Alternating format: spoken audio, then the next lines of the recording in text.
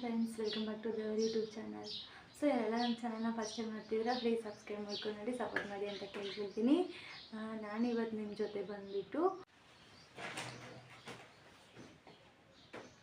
ನೋಡ್ಬೋದು ನೀವಿಲ್ಲಿ, ಇದು ಸ್ಕೂಲಿದ್ದು ಯೂನಿಫಾರ್ಮ್ ಅಂದರೆ ಇದು ಚೂಡಿದಾರ್ ಬರ್ತದಲ್ವ, ಅದು ಯೂನಿಫಾರ್ಮ್, ಸ್ಕೂಲ್ ಯೂನಿಫಾರ್ಮು. 6ನೇ ಕ್ಲಾಸಿದ್ದು ಹುಡುಗಿದು ಇದು ಡ್ರೆಸ್ ನಾನು ಸ್ಟಿಚ್ ಮಾಡಿರೋದು. 6ನೇ ಕ್ಲಾಸ್ ಹುಡುಗಿದು ಡ್ರೆಸ್. ಇದರಲ್ಲಿ ಇದು ಈಗ ಸೆಟ್ ಬಂದುಬಿಟ್ಟು ಫುಲ್ಲಾಗಿ ಪ್ಯಾಂಟ್ ನೋಡಿ, ಇದು ಪ್ಯಾಂಟ್ ಬರುತ್ತೆ ಅವ್ರದ್ದು, ಪ್ಯಾಂಟ್ ಮತ್ತು ಟಾಪ್. ಸೊ ಇದು ಟಾಪ್ ಅವರದ್ದು, ನೋಡ್ಬೋದು ನೀವು, ಈ ಥರ ಇದೆ.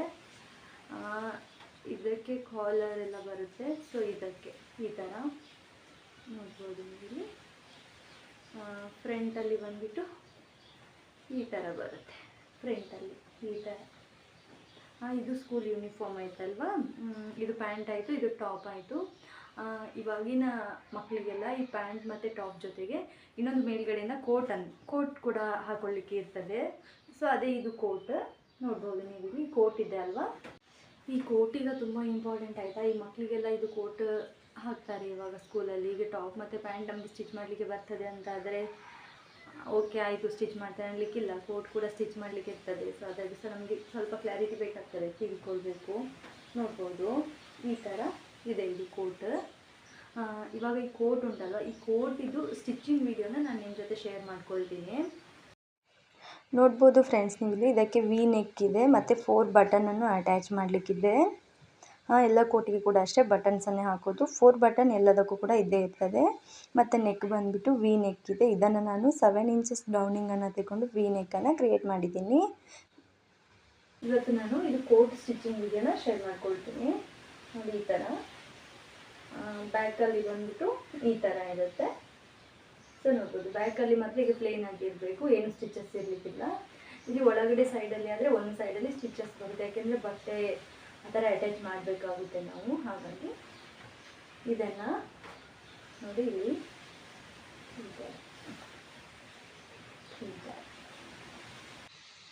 ಬನ್ನಿ ನಾವೀಗ ಸ್ಟಿಚಿಂಗನ್ನು ಸ್ಟಾರ್ಟ್ ಮಾಡೋಣ. ನಮಗೆ ಸ್ಟಿಚಿಂಗ್ ಮಾಡುವಾಗ ಫಸ್ಟಿಗೆ ನಮಗೆ ಫ್ರಂಟ್ ಪಾರ್ಟಿದ್ದು 4 ಪೀಸಸ್ ಬಟ್ಟೆ ಇರುತ್ತೆ, ಬ್ಯಾಕ್ ಪಾರ್ಟಿದ್ದು 2 ಪೀಸ್ ಬಟ್ಟೆ ಬೇಕು. ಸೊ ಬ್ಯಾಕ್ ಪಾರ್ಟಲ್ಲಿ ಬಂದುಬಿಟ್ಟು 1 ಪೀಸ್ ಇಡೀ ನಮಗೆ ಬಟ್ಟೆ ಸಿಗ್ತದೆ, ಇನ್ನೊಂದು ಪೀಸ್ ನಮಗೆ ಇಡೀ ಸಿಕ್ಕೋದಿಲ್ಲ. ಹಾಗಾಗಿ ಅದು ಜಾಯಿಂಟ್ ಮಾಡಿ ನಾವು 1 ಪೀಸನ್ನು ರೆಡಿ ಮಾಡಿಕೊಳ್ಬೇಕು.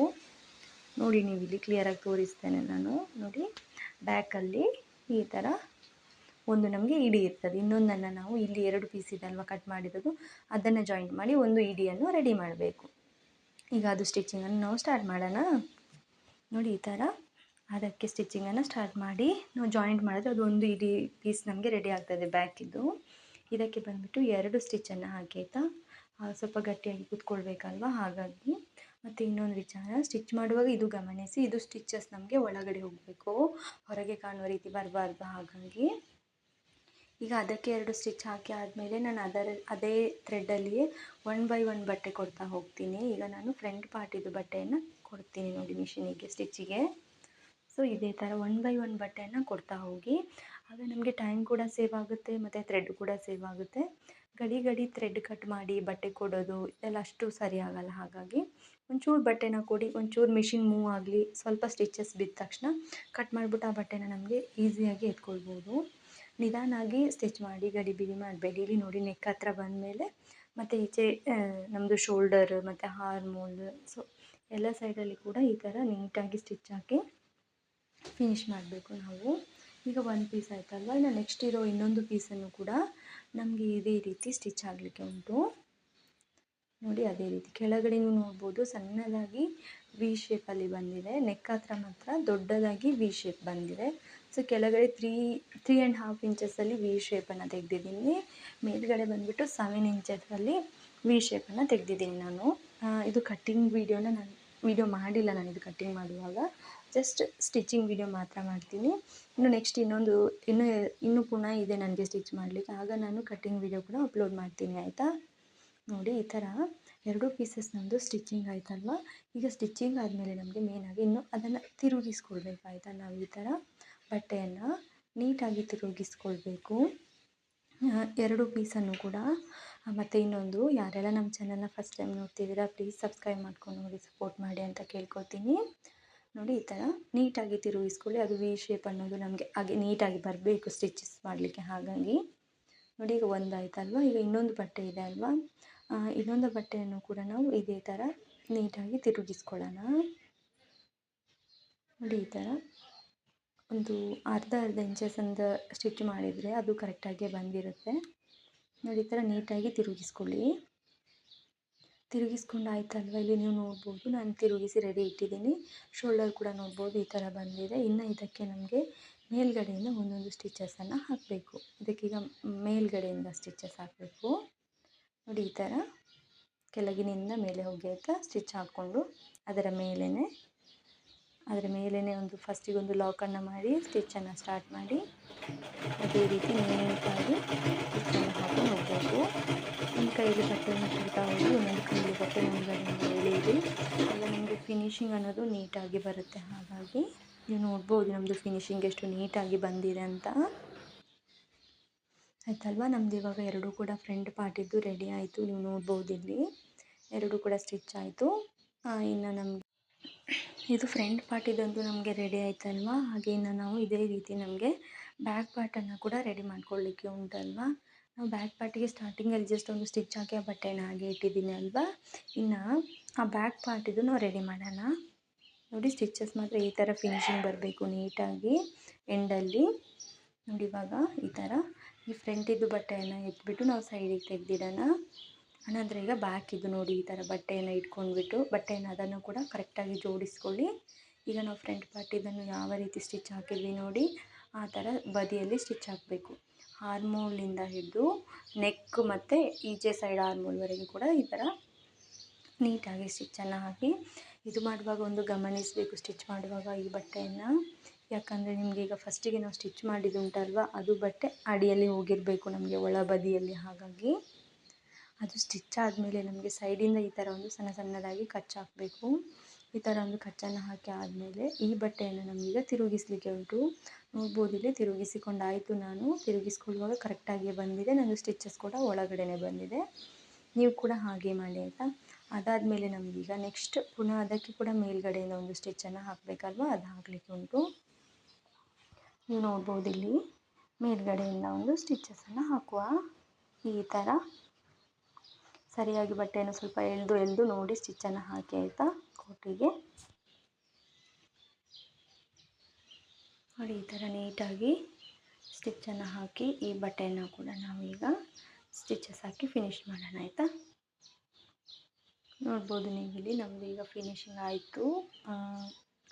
ಇದು ಬ್ಯಾಕ್ ಪಾರ್ಟಿದ್ದು ಕೂಡ ನಮಗೆ ಸ್ಟಿಚ್ ಮಾಡಲಿಕ್ಕೆ ಇರ್ತಲ್ವ ಅದು ಸ್ಟಿಚ್ ಮಾಡಿ ಫಿನಿಶ್ ಆಯಿತು.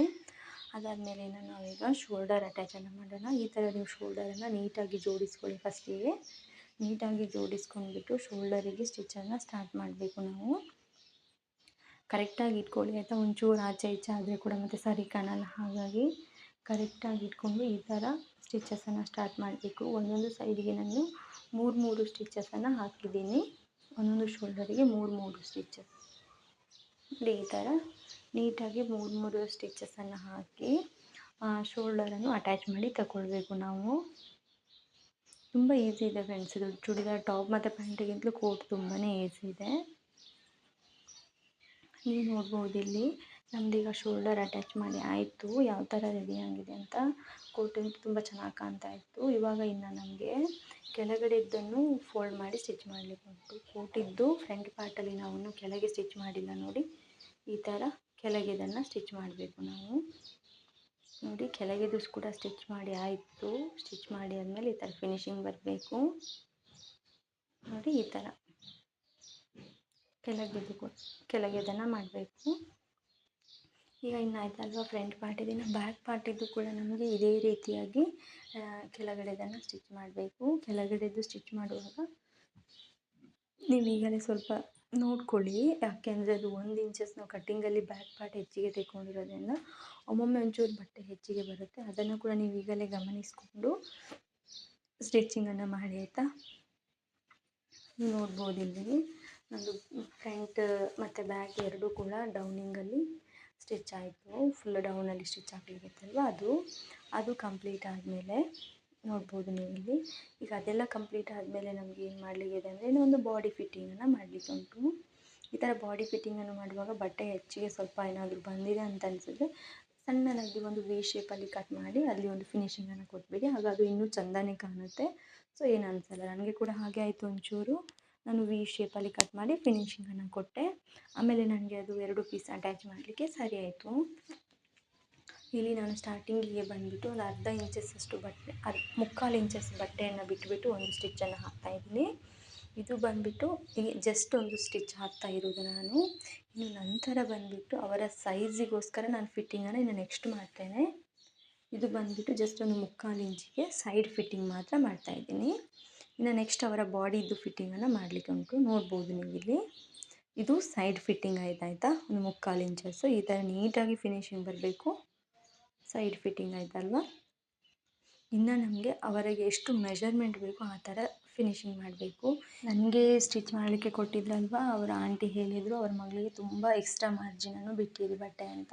ಸೊ ಹಾಗಾಗಿ ನಾನು ತುಂಬ ಎಕ್ಸ್ಟ್ರಾ ಮಾರ್ಜಿನನ್ನು ಒಳಗಡೆ ಬಿಟ್ಬಿಟ್ಟು ಬಟ್ಟೆಯನ್ನು ಸ್ಟಿಚ್ ಮಾಡಿದ್ದೀನಿ. ನೀವು ನೋಡ್ಬೋದು ಇಲ್ಲಿ ವೀಡಿಯೋದಲ್ಲಿ ನಾನು ತೋರಿಸ್ತೀನಿ. ಈಗ ಇದು ನಂದು ಕೋಟ್ ರೆಡಿ ಆಗಿದೆ. ಸೊ ಇದಕ್ಕೆ ನಾನು 4 ಬಟನನ್ನು ಕೂಡ ಅಟ್ಯಾಚ್ ಮಾಡಿ ಆಗಿದೆ.